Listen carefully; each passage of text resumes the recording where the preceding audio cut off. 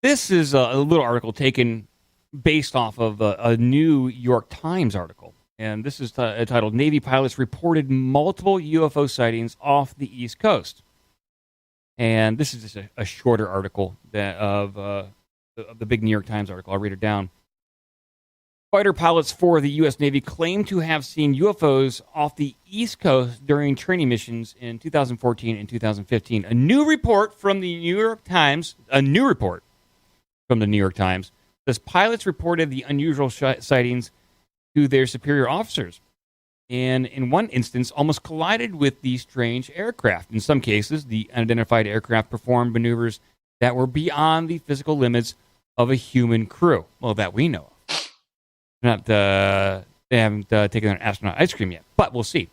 The pilots reported that the UFOs lacked visible engines with no exhaust plumes and were hitting supersonic speeds while making instantaneous turns.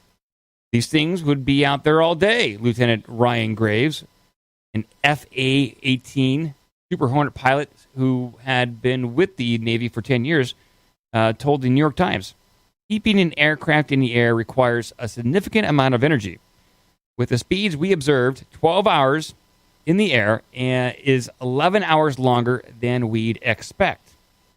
Some of the encounters were recorded on video, including one of which was recently declassified, showing unidentified aircraft crossing the flight paths of FA-18 Super Hornets. The Pentagon has confirmed the sightings, but does not believe they are extraterrestrial in origin. Navy spokesperson Joseph Gradshire suggested that the UFOs could have been commercial drones or other experimental aircraft. He added that they were not able to determine the source of all the UFO sightings, saying that we don't know who's doing this. We don't have enough data to track this, which is fucking bullshit. The pilots interviewed by the Times will be speaking about their strange encounters in their upcoming 6-part History Channel series. Oh, good. Called Unidentified Inside America's UFO Investigation, which will begin airing on Friday, May 31st. And you can bet I will have some clips from that. It seems like a coordinated effort, Joe. You got a brand new History Channel show. You have a couple of big articles coming out within the past 2 years. You have the Navy acknowledging that they are UFOs, but maybe not aliens. They said they could be commercial drones or another form of commercial aviation. Mm-hmm. Yeah. Oh, right. Yeah. It's a multi-pronged soft disclosure coming from all sides. Well, I think they're really trying some different things out here. There's a YouTuber and ufologist Richard Dolan he's been on this continuously. He actually wrote a book called After Disclosure. I highly recommend everyone read it. I certainly have. And there's a couple different ways that they're doing this. He absolutely does believe this is part of a managed disclosure. He didn't say this. This is my thought on it. Is that I think they're testing the waters here. They're seeing how the public responds initially to the possibility of aliens with the footage that has been seen.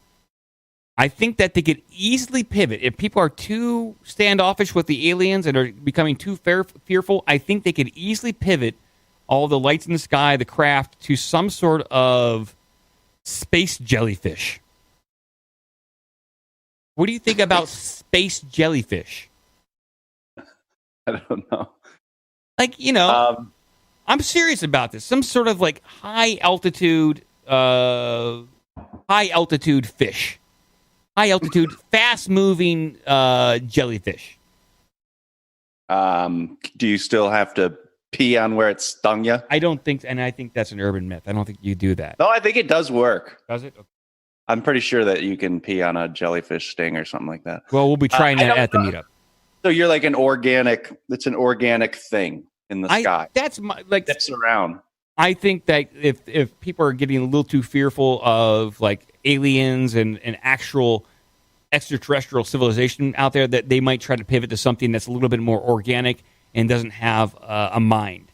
and that they're just as innocuous and maybe as curious sometimes as a deep ocean jellyfish or some deep ocean creature. There's very deep ocean creatures that we have yet to discover. I'm sure they'll say, you know what, there's a bunch of things in the air we haven't been able to track or properly view. There's just the inverse. We have high altitude creatures that we are just now discovering. I think they would position it like that. All right. I mean, is this a theory you picked up somewhere, or you're just spitballing? That I believe I read a theory like that years ago, and there you can look them up. There's something called a Roswell rods. That was a ufologist's theory that some of the UFOs, they're super secret technology. Some possibly extraterrestrial spacecraft, but a person is claimed to just say, yeah, these are actually high altitude flying jellyfish. I was like, okay, why not? Let's do that. Excuse me. I think that's how they're going to test this thing, Joe. There is there's a YouTube channel from some of the crew members of the USS Nimitz, and on that YouTube channel, they do recount some of their stories of what they experienced out there on the sea with some of their encounters. So I don't know if I would actually get in trouble from playing some of this stuff. I might. Oh. What do you I won't tell if you don't. Oh, you won't tell? Okay. No. Okay. Then maybe I can play a little bit of this. Let me see. I mean, you know what? I won't. I'll provide the link in the Slack chat and Discord if people want to check it out. But it's just people just telling their stories about what they encountered out there. I know some of the crew members had to sign like a non-disclosure agreement, and so it's pretty curious that these military people who originally had to sign non-disclosure agreements were originally told to shut up about this kind of stuff, or guilted into not reporting these UFO events and sightings. That now it's just the floodgates are kind of open, and now they're openly talking about it. And History Channel has a whole series, a brand new series based upon this shit. Yeah, that's probably what. I mean, it probably all just points to money and another distraction. Yeah. Yep. Another. But this is a pretty big distraction, Joe. I mean, this is like a world-shaking distraction, if proven true. I would, I'd love it. I'd love it too. I think this is terribly interesting. This is like some of the most interesting stuff to me, obviously, because I talk about it every show. Come on. Phone lines are wide open, 614-388-9109. And we'll be mostly happy to take some phone calls. Mostly. That's it. That's all. I mean, if you guys want to talk about UFO disclosure, we certainly can. That's until I want to actually see what the History Channel does with this series and see how they frame it.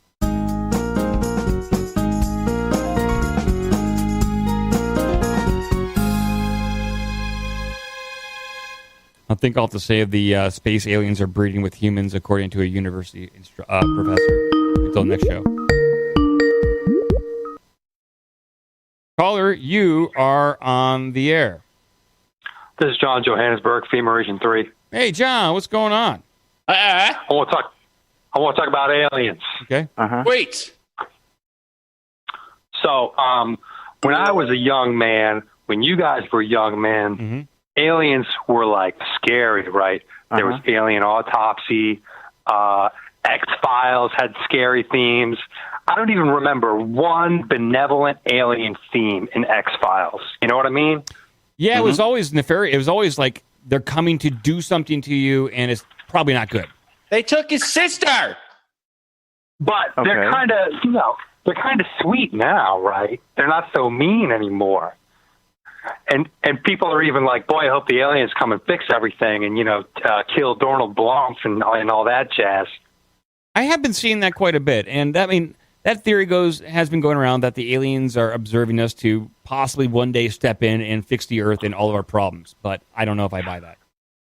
I remember things that they were talking about where, like, there are these military reports where they've got the missile bays and somebody's ready to shoot a missile, with a nuclear, warhead or whatever, and an alien flies by, and the alien just, twinkles a little light, and the missile shuts down. Can't shoot the missile anymore. You ever hear that one? Oh, yeah. There's tons of reports of UFOs interacting with missile silos, other aircraft, and being able to shut down weapon systems. Right? Isn't that sweet? Oh, thank God, the aliens, they can save us. Woo! Aliens are now benevolent. Blink 182 guy, he's tight with the Navy admirals and all that jazz. Save me, Daddy. So we've been talking about the fake disclosure, right? Because we know that aliens are not material. We know they're spirits, whatever.